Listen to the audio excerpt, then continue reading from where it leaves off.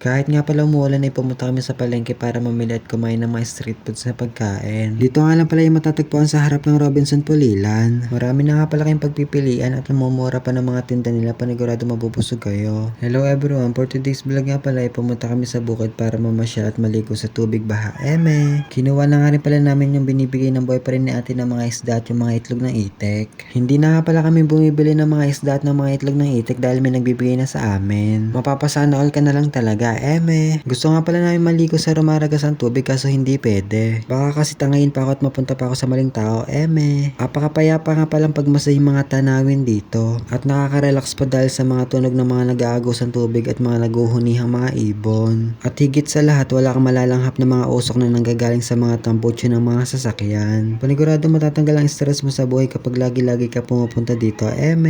Pagka-uwi nga pala namin ng bahay ay nilinis ko na rin mga bintana namin. Nangingitim na kasi sa sobrang kapal ng mga alikabok.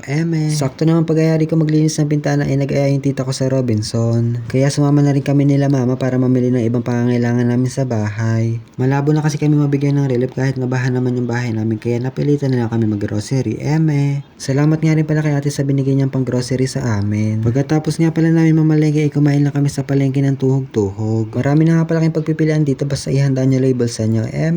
Sinulit na nga rin pala namin yung pagkain namin ng mga street food sa palengke. Pag uwi kasi namin ng bahay, balik isda na naman kami. Lumipat na nga pala kami ng pwesto, ang dami na kasi bumibili sa binila namin. Yun lang, bye bye.